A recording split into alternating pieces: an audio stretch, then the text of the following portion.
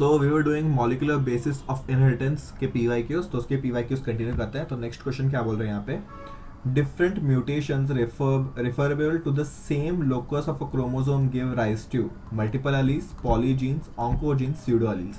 Again, it's again a very back, बहुत पिछले पुराने साल का क्वेश्चन है, बट इसमें क्या बोला गया देखो. लेट्स ट्राई टू अंडरस्टैंड क्या बोला है. Different mutation referable to same locus of chromosome. Same locus of chromosome पे अगर म्यूटेशन हो रहा है, सेम लोकस ऑफ क्रोमोसोम पे क्या होता है, मल्टीपल एलील्स होते हैं, तो वही आ जाएगा. देखो ये पुराना क्वेश्चन है. अगर if you don't want to attempt और learn such concepts, it's okay, because ऐसे कंसेप्ट तो भी काम में आने नहीं वाले अब भी के नीट के एग्जाम के लिए. तो during development of an organism the product of one gene is required to activate another gene. Such gene products are known as transcription factors, episomes, coenzymes, catalase. क्या बोला है इसमें, during development of an organism the product of one gene is required to activate another. It is known as transcription factor. Again, it's none of your business to understand the logic behind it. Okay. तो अभी जो NCERT वाले उसमें ही कर लेते हैं. Okay. In eukaryotes, after transcription of mRNA, some of its nucleotides are removed before it translated to polypeptide. Obviously, mRNA मतलब क्या बोल रहा है, hnRNA से हमें पता है, we know hnRNA which is a heteronuclear RNA is processed to form mRNA. तो hnRNA is the precursor of mRNA, ये भी हमें पता है. तो उसमें वही बोल रहा है कि after transcription of mRNA, transcription होने के बाद जो hnRNA बनता है उसमें से कुछ पॉलीपेप्टाइड निकाल दिया जाता है. करेक्ट है. The nucleotide which are removed बोला है फ्रॉम mRNA, उसको क्या बोलते हैं, exons, upstream sequence, unusual bases, introns. देखो ये दोनों का तो कुछ काम नहीं है, या तो वो एक्सॉन्स है या तो इंट्रॉन्स है. उसमें भी आप ये देखो, E word is always for true, जैसे कि यूकैरियोट.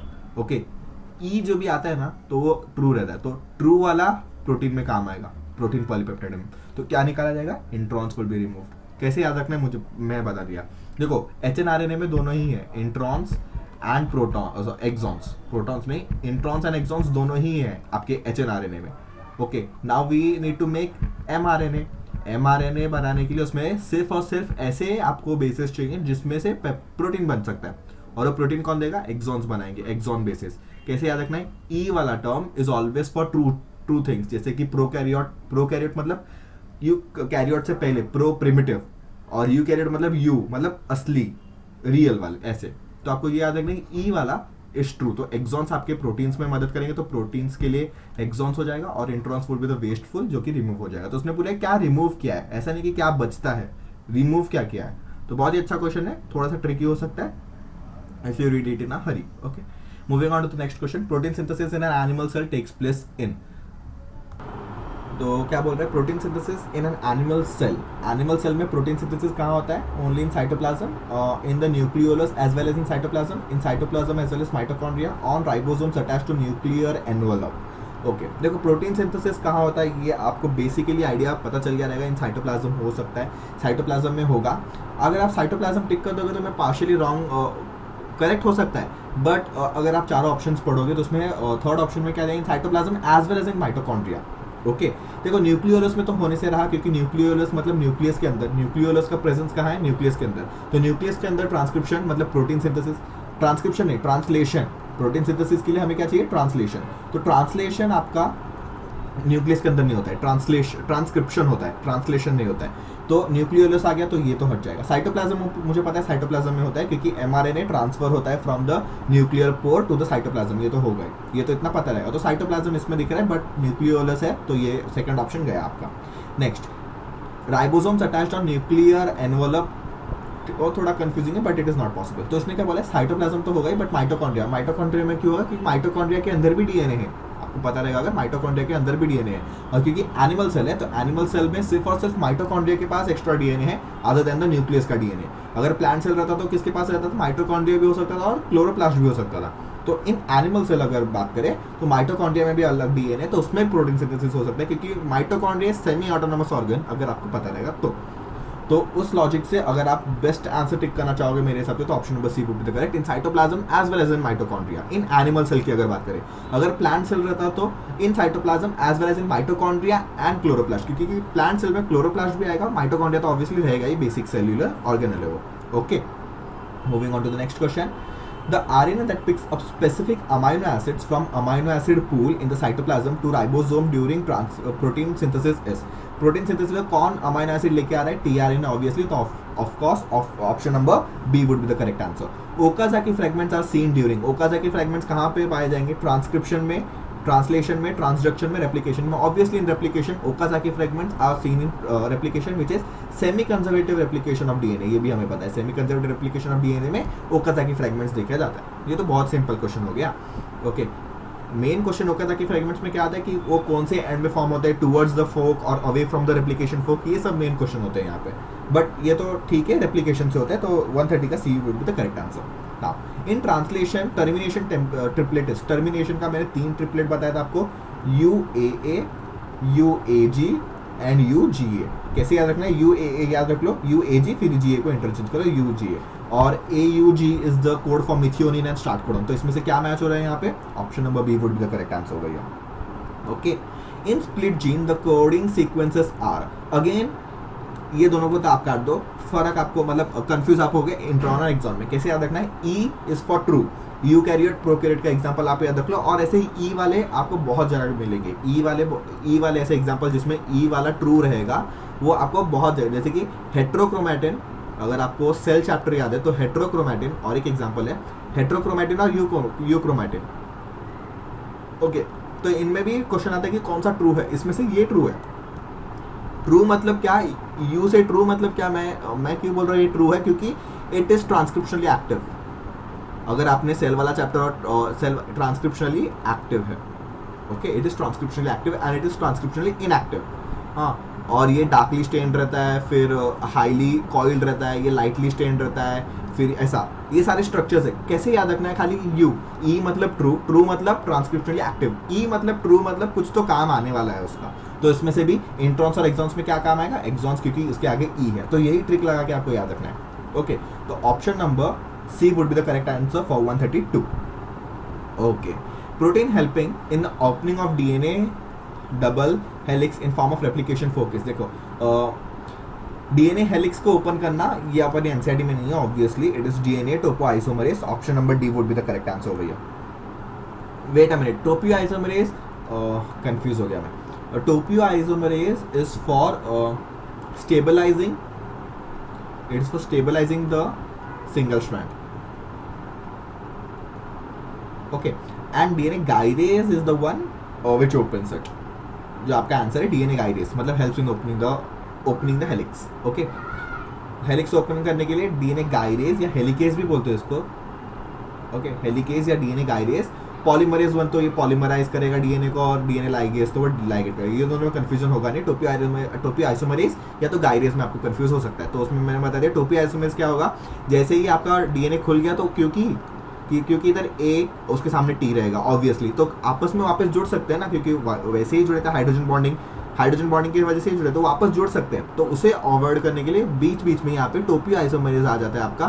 टोपोआइसोमरेज वो हाइड्रोजन बॉन्ड को बनने नहीं देता, तो वो स्टेबलाइज करता है सिंगल स्ट्रैंडेड, और सिंगल स्ट्रैंडेड डीएनए से ही आपका ट्रांसक्रिप्शन होकर एमआरएनए बनेगा।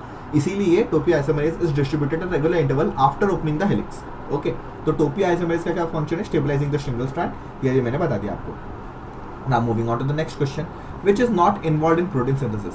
Protein synthesis में क्या involved नहीं होता है? Initiation, elongation, termination, transcription is not involved in protein synthesis. It is used in the formation of mRNA from DNA. Okay. Now reverse transcriptase is. Now I have also told you the trick for DNA dependent DNA polymerase, DNA dependent RNA polymerase. इस सब का code बताया मैंने। सबसे पहले answer ढूंढने से पहले ये ढूंढ लो कि आप क्या ढूंढ रहे हो। रिवर्स ट्रांसक्रिप्टेज, ट्रांसक्रिप्शन क्या होता है? चलो let's start from the basic, 2 minute लगेंगे, ज़्यादा कुछ नहीं। ट्रांसक्रिप्शन क्या होता है? डीएनए से RNA is known as transcription. DNA RNA is known as transcription. RNA से अगर डीएनए बना तो reverse transcription. Okay, now reverse, इस केस में आपका ट्रांसक्रिप्शन के केस में ट्रांसक्रिप्टेज एंजाइम लगेगा, और इस केस में आपका रिवर्स ट्रांसक्रिप्टेज लगेगा। ओके, इसने क्या बोला? रिवर्स ट्रांसक्रिप्टेज का नेचर क्या होगा? तो क्या हो रहा है देखो, किस पे डिपेंडेंट है? आरएनए। क्या बना रहा है? डीएनए। तो क्या हो जाएगा? RNA dependent DNA polymerase. Okay, किस पे डिपेंडेंट है? वो RNA dependent DNA polymerase. Option number 135 का option number 4 would be the answer and you get 4 marks. Okay, थोड़ा सा ट्रिक लगाना जरूरी है. The number of base substitution possible in amino acid codons is the number of base substitution possible in amino acid codon. Again it's a very आपका बहुत पिछड़ा question है, नहीं करोगे तो चलेगा क्योंकि इसमें थोड़ा मैथ्स इन्वॉल्व है, बट अभी टाइम के तो ऐसे क्वेश्चन आते ही नहीं है, तो छोड़ दो इसको. Okay, out of 80 GC pairing, bases of DNA may exist in alternate valency state owing to arrangement chord. Now, it is again a very पुराना वाला क्वेश्चन. ओके, बहुत ही पुराना वाला क्वेश्चन, तो इसको ही मत करो. The process of translation is, translation का प्रोसेस क्या होता है? Ribosome synthesis, protein synthesis, DNA synthesis, RNA synthesis. It is RNA synthesis. Translation क्या होता है? सॉरी ट्रांसलेशन ना, translation is protein synthesis. So option number 138 का बी आना चाहिए. ओके, आप ये याद रखो, मेरे ऐसा गलती मत करो कि ट्रांसलेशन बोला है. ट्रांसक्रिप्शन मतलब RNA synthesis, translation protein synthesis, DNA synthesis replication, ribosome synthesis को ऐसा कुछ प्रोसेस को अभी के लिए आपको नाम नहीं पढ़ना है कि राइबोसोम सिंथेसिस को कुछ नेमिंग है क्या. Okay, during DNA replication the strand separates by, देखो वापस helicase, gyrase, topoisomerase and DNA polymerase. Again there are various options, but the strand separates होता है अनवाइंडेज या हेलिकेस की वजह से. ओके, अभी आप बोलोगे कि आपने गाइरेज और हेलिकेस एक साथ लिखा था, तो देखो पुराना क्वेश्चन है, दोनों DNA गाइरेज उस क्वेश्चन में क्या बोला गया था और इस क्वेश्चन में हम लोग देखते हैं कि क्या है. Let's learn from the PYQs. Okay, हमें अभी वो सब पढ़ने की जरूरत नहीं कि क्या क्या होता है इतने डिटेल्स में, क्योंकि अभी तो क्वेश्चन आते नहीं ऐसे. During DNA replication the strand separates by बोला है यहाँ पे, और यहाँ पे बोला क्या है? Opening of DNA double molecule to form a replication fork. Replication fork करने के लिए DNA गाइरेज, ओके, और इसके लिए अनवाइंडेज गाइरेज बोला है, तो ठीक है. अगर कंफ्यूजन हो रहा है तो you can neglect this question also. Because most of the amino acids are represented by more than one codon, the genetic code is overlapping, no, degenerate, wobbling, generate. क्या है अमाइनो एसिड का nature? क्या है? It is degenerate nature. Degenerate nature है. Okay, generate नहीं है, degenerate है. Wobbling तो ठीक है, बट इसका और उसका वॉबलिंग का कुछ लेना देना नहीं है. ओके, जो पूछा गया उसके बारे में बताओ. वॉबलिंग तो नहीं है, वॉबलिंग है, वॉबलिंग नेचर मैंने बताया. वॉबल्स हाइपोथेसिस क्या होता है मैंने उसके बारे में भी आपको बताया है. Okay, Escherichia coli fully labeled with N15 is allowed to grow in N14 medium. Two strands of DNA molecule of the first generation bacteria have different densities and do not resemble parent. Different densities but resemble parent. Same density resemble parent. Same density do not resemble parent. क्या होगा?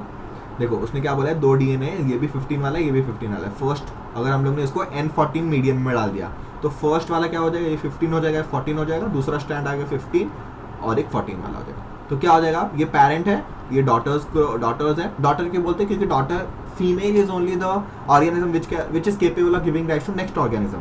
देखो female के पास ही ताकत है कि कोई भी मैमल्स या कोई भी हो, फीमेल ही नेक्स्ट जनरेशन को कर सकती है. इसलिए हम लोग इनको ये DNA को सन नहीं बोलते हैं, डॉटर बोलते हैं. वैसे ही अगर एक सेल डिवाइड होकर 2 सेल बनेंगे तो उनको डॉटर सेल्स बोलते हैं. ओके, सन सेल्स नहीं बोलते. क्योंकि डॉटर सेल्स क्यों बोलते हैं उन लोग को? डॉटर सेल्स इसलिए बोलते हैं कि वो सेल्स आगे जाके वापस जनरेट कर सकते हैं. तो जो जनरेट करता है वो तो मदर होगी, तो शी शुड बी फीमेल. तो मदर सेल, डॉटर सेल, ऐसे ही बोलते हैं हम लोग. ओके, तो ये पेरेंट हो गया आपका और it is the daughter cells और डॉटर DNA. तो डॉटर DNA मतलब जो भी आपका ये नेक्स्ट जनरेशन बना है, next generation is different in density. Obviously ये 15-15 है, ये 15-14 है, तो ये इंटरमीडिएट डेंसिटी का आ गया. ना ही पूरा लाइट ना ही पूरा हैवी, तो ये इंटरमीडिएट डेंसिटी मतलब डिफरेंट डेंसिटी. तो सेम वाला डेंसिटी काट दो तो ऑप्शन नंबर CD नहीं होगा. Different density do not resemble parent, different density but resemble parent. अभी क्या होगा इसमें? देखो DNA रेप्लिकेट हुआ है DNA, तो कुछ चेंजेस आएगा क्या? रेप्लिकेशन में कुछ चेंज आता है क्या? नहीं. तो it would be different density but resembles parent. Okay, different density but resembles parent. तो option number. Okay, next question is Khorana first described the triplet codon of serine isolation. Again it's a historic question. अगर आपको आता है तो you can attempt. It is Stein and Walling. उसने इन दोनों के लिए पहली बार ये किया था. ओके, और आपको पता रहेगा खोराना ने 20 अमाइनो एसिड्स के कोड्स भी बताए रहेंगे. ओके, इंडियन साइंटिस्ट है वो. अभी उनका नाम Hargobind Khurana. Yes, Hargobind Khurana is the name. तो उन्होंने आपका बताया था, इंडियन साइंटिस्ट है. अभी उनको इंडियन वालों को तो नाम याद रख लो भाई, बाहर के देश का नहीं हो रहा है तो इंडियन वालों का नाम रख लो. Experimental material in study of DNA replication has been किसके ऊपर डीएनए रेप्लिकेशन यूज किया है? डीएनए रेप्लिकेशन किसके ऊपर पढ़ा गया? Escherichia coli, obviously most of the काम उस पे ऊपर हुआ है. The process of transfer of genetic information from DNA to RNA formation and RNA formation of RNA from DNA. क्या बोला है यहाँ पे? DNA to RNA, formation of RNA from DNA, it is transcription. Okay, थोड़ा confuse करने के लिए बताया गया है यहाँ पे. अगर हम कंफ्यूजन दूर करना चाहें तो देख सकते हैं वापस क्वेश्चन को. क्या बोला है? The process of transfer of genetic information from DNA to RNA और formation of RNA from DNA. एक ही बात है, खाली स्लैश करके उन्होंने थोड़ा कंफ्यूज कर दिया, जो कि मैं अभी कंफ्यूज हो गया था. या तो तुम इससे ये पढ़ के आंसर दो, या तो ये पढ़ के, दोनों ही पढ़ोगे तो आपस में कंफ्यूज होगे. द प्रोसेस जो है फ्रॉम डीएनए से आरएनए जाने का जो टेक्निक है उसको क्या बोलते हैं? ट्रांसक्रिप्शन. या तो formation of RNA from DNA. एक ही सेंटेंस को दो बार बोलने का इंग्लिश में अलग अलग तरीका है, तो उसी हिसाब से उन्होंने दे दिया है. तो ये क्वेश्चन आपका सिर्फ और सिर्फ इंग्लिश के लेवल पे चेक होगा. अगर आपको इंग्लिश आता है अच्छे से तो आप कर लोगे. अगर आपको इंग्लिश नहीं आता है, भले ही आपको ट्रांसक्रिप्शन पता रहे, आपने पढ़ा रहेगा 2-2 पेज उसके बारे में, फिर भी आप नहीं कर पाओगे. Okay, in the genetic dictionary there are 64 codons as 64 amino acids are coded, 64 types of tRNA are present, there are 44 nonsense in this, genetic code is triplet. ये सारे के सारे फालतू रीजंस हैं. जेनेटिक कोड इज ट्रिपलेट, इसलिए 64 codons है. उसमें से भी अगर आप ये करोगे 61 फंक्शनल कोडॉन्स है, 3 आपके स्टॉप कोडॉन्स है. स्टॉप कोडॉन मतलब किसके लिए भी कोड नहीं करते. ये 61 बाकी सब 20 अमाइनो एसिड्स के लिए कोड करेंगे, but this 3 are coding for nothing. और मैंने वो बता दिया क्या क्या है, वो वापस पढ़ लो. UAA, UAG, UAG and UGA. और आपका स्टार्ट कोडॉन क्या है? AUG. ओके, ऑगस्ट, ऐसे भी याद रख सकते हो. Genetic code consist of adenine, guanine, cytosine, uracil, cytosine, guanine, all the above. Genetic code is consisting of all the above. Obviously genetic code सबका मिलकर बना हुआ है. नाउ सबसे इंपॉर्टेंट पार्ट आता है आपका gene expression and regulation of gene expression. Very important part, जो कि आपको आगे भी जाके काम आएगा. Okay, let's do it. क्या बोला है? In an E. coli strain, I gene gets mutated and its product can not bind with the inducer molecule. If growth medium is provided with lactose, what will be the outcome? Now, इसके लिए पहले तो आपको structure पता होना चाहिए कि किसके बारे में बात कर रहे हैं लोग. पहले तो इन लोग बात कर रहे हैं कि लैकोपेरॉन के बारे में. ये आपको पता रहना चाहिए कि they are talking about lac operon. Okay, topic पता चल गया. अब इसके बारे में आपको फिगर याद करना चाहिए. फिगर क्या याद करोगे? आपको ये दिमाग में आना चाहिए. वेट अ मिनट, आपको ये दिमाग में आना चाहिए कि स्ट्रैंड है कुछ, तो ये प्रमोटर, इंड्यूसर, फिर आपका operator. Okay, wait, promoter, inducer, operator, फिर Z, Y, A. उल्टा जाना है, उल्टा जाना है. कैसे?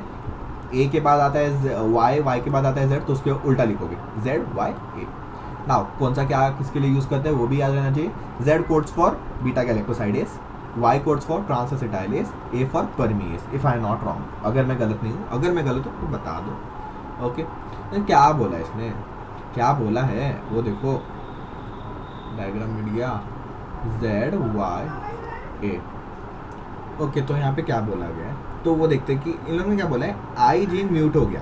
पहले हम लोग देखते हैं नॉर्मल केस में क्या होता था, नॉर्मल कंडीशन में क्या होता था, पहले हम लोग वो देखते हैं, फिर हम लोग देखते हैं कि हमारे क्वेश्चन के हिसाब से क्या बोल रहे हैं.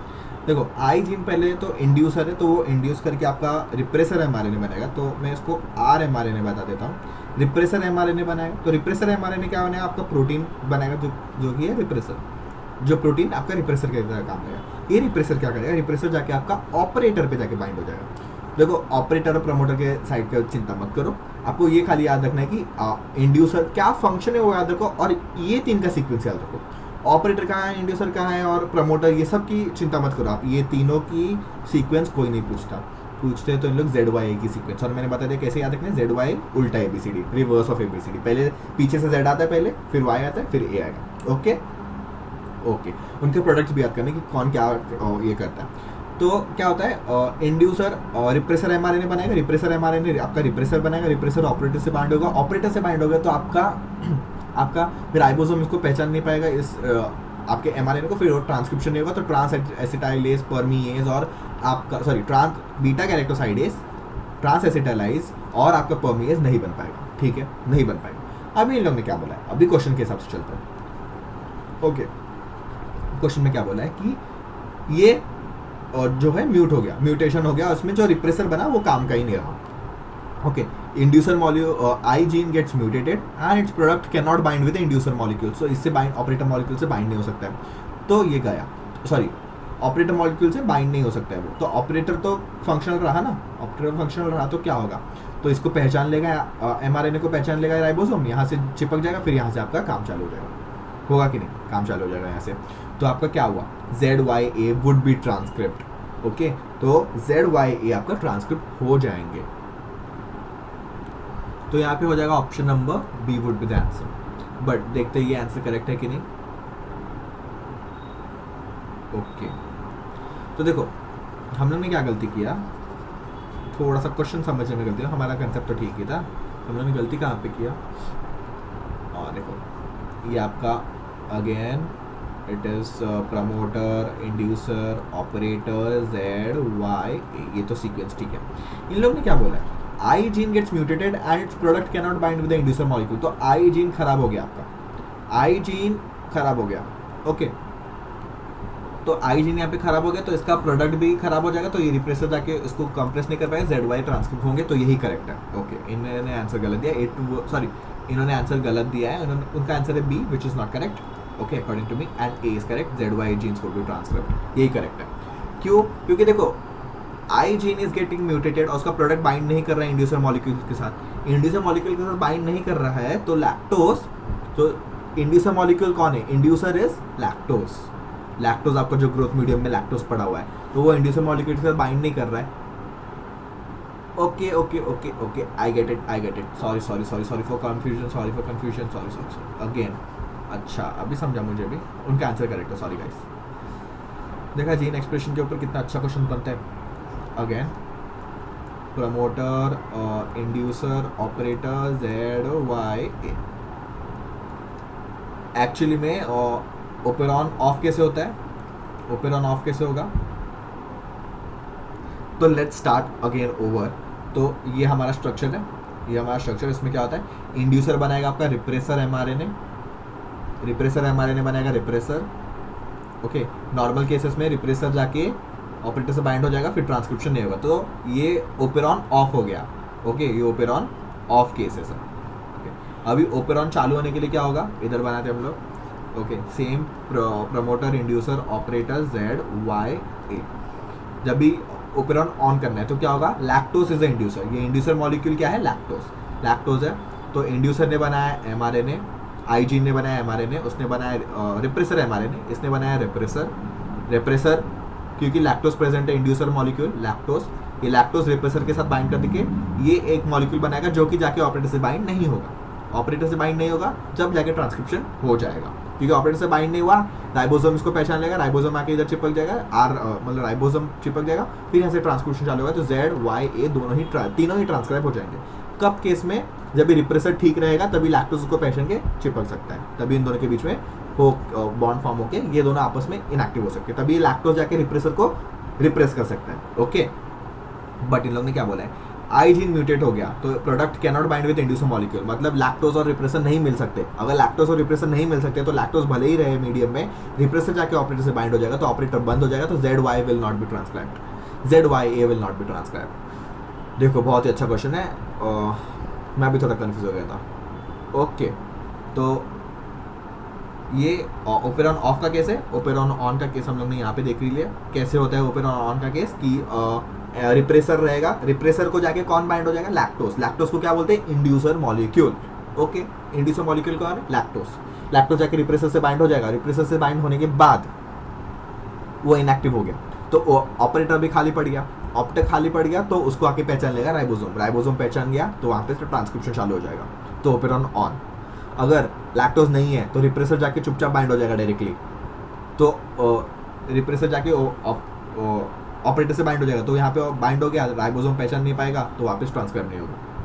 समझे, बहुत ही अच्छा क्वेश्चन, अच्छा क्वेश्चन, मतलब ट्रिकी क्वेश्चन है, थोड़ा सा कंफ्यूजिंग है, तो इसको रिवीजन के लिए मार्क कर लो. सॉरी, देखो जो मैंने बोला था ZYA का इन लोग ने वापस पूछ ही लिया, ZYA का पूछ लिया इन लोग ने कि कौन किसके लिए कोड करता है. ओके, कौन किसी लिए कोड करता है.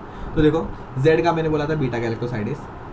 ओके, फिर ए का क्या बोला था, ए का आपका हो जाएगा जेड का बीटा गैलेक्टोसाइडेस, ए का ट्रांस एसिटाइलेस, फिर वाई का परमीएस, फिर आई का repressor, I is for repressor, ये तो पता ही है। तो आई का रेप्रेसर 1 का 3 तो 3 ऑप्शन में दिख रहा है, जेड का 1 तो ये 2 ऑप्शन में दिख रहा है, तो ऑब्वियसली 50-50 लगाना है तो यहाँ पे लगा सकते हो। ओके, फिर जेड और वाई में आपको कन्फ्यूजन होगा, तो आपका ए का आएगा ट्रांसएसिटाइलेस, तो 4th, और ये का परमीएस। अगर मैंने ऊपर गलत बोल दिया रहेगा तो ये करेक्ट ऑप्शन था, मतलब जेड वाई ए, ये बीटा गैलेक्टोसाइडेस, वाई से क्या आ जाएगा, वाई से आपका परमीएस, और ए से आपका आ जाएगा ट्रांसएसिटाइलेस।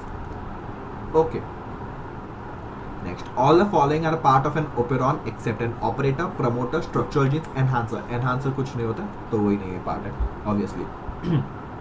नाउ करेक्ट मैच क्या है, Alex Jeffrey Streptococcus pneumoniae, Alfred Hershey and Matthew Chase tobacco mosaic virus, Francis Jacob and Jacques Monod are lac operon, Matthews Meselson Pisum sativum and Stahl. अच्छा, मैथ्यू मेल्सन एंड स्टॉल ने Pisum sativum पे काम किया था। देखो पाइजम sativum पे तो काम नहीं किया था, मेल्सन एंड स्टॉल ने आपका ये बताया था डीएनए मॉलिक्यूल है वो तो चलो हटाई दो। हर्शी एंड चेज ने टोबैको मोज़ेक वायरस पे काम किया था क्या? नहीं, टोबैको मोज़ेक वायरस पे काम नहीं किया था इन लोगों ने, हर्शी एंड चेज ने। हाँ, Francis Jacob and Monod lac operon ने काम किया था, ये भी ठीक है। और एलेक्स जेफरी ने स्ट्रेप्टोकोकस निमोनी के ऊपर काम नहीं किया है, बट उसने एलेक्स जेफरी ने क्या किया, he has given DNA fingerprinting, या डीएनए फिंगरप्रिंटिंग, या आप ये बोल दो कि डीएनए सीक्वेंसिंग, दोनों ही एलेक्स जेफरी की मदद से, और इसने पाइजम सेटअप। तो ऑप्शन नंबर 3 करेक्ट ऑप्शन पूछा तो option number 3 is correct. Okay, now which of the following is required as inducer for expression of lac operon. Expression मतलब स्विच ऑन करने के लिए क्या चाहिए, लैक्टोज। तो option number C would be the correct answer. Okay, तो gene regulation governing lactose operon of E coli that involves lac I gene product is, देखते क्या पूछा है। ओके, पॉजिटिव फीडबैक या negative feedback, it is negative feedback, repressible because repressor protein prevents transcription, inducible because repressor proteins prevents transcription। क्या होगा, it's a feedback inhibition और positive inducer. तो हमारे इसमें जो एनसीईआरटी में दिया, it is known as negative feedback inhibition. तो नेगेटिव फीडबैक है, पॉजिटिव भी हो सकता है बट वो हमारे अभी के स्कोप में पढ़ने लायक है नहीं, तो नेगेटिव ही हम लोग लेंगे। तो negative, it is negative and inducible because repressor protein prevents transcription, option number A would be correct. Negative and repressible because repressor protein नहीं, रिप्रेसिबल नहीं, इंड्यूसिबल। हम लोग जब भी चाहिए तो उसको इंड्यूस कर सकते हैं, हम लोग रिप्रेस नहीं कर सकते। रिप्रेस तो नेचुरली हो ही रहा है, जब भी हमें चाहिए तभी हम लोग, जब भी देखो नेचुरली द लैक ओपेरॉन का नेचुरल कंडीशन क्या है कि वो ऑफ ही रहेगा, ये नेचुरली ऑफ है, तो उसको रिप्रेस और क्या करोगे, ऑफ और रिप्रेस करने का मतलब फंक्शन बंद कर दोगे। नेचुरली वो तो ऑफ ही है, रिप्रेस ही है, तो उसको और रिप्रेस क्या करोगे, रिप्रेसिबल नहीं है वो, इंड्यूसिबल है। जब भी हमें काम कराना है इससे तो हम लोग क्या करेंगे, लैक्टोज डाल देंगे, लैक्टोज जाकर रिप्रेसर से बाइंड हो जाएगा तो वो ऑन हो जाएगा। तो क्या वो इंड्यूसिबल है, इसलिए वो इंड्यूसर मॉलिक्यूल ये सब बोलते हैं। तो वो इंड्यूसिबल है with because repressor molecule prevents transcription, क्योंकि रेप्रेसर मॉलिक्यूल तो प्रेजेंट है ही at all cases to prevent transcription, तो वो इंड्यूसिबल। तो बहुत ही अच्छा क्वेश्चन है। ओके, तो यहाँ तक देखते हैं, फिर देखते हैं नेक्स्ट क्वेश्चन, और नेक्स्ट वीडियो में हम लोग कंटिन्यू कर लेंगे।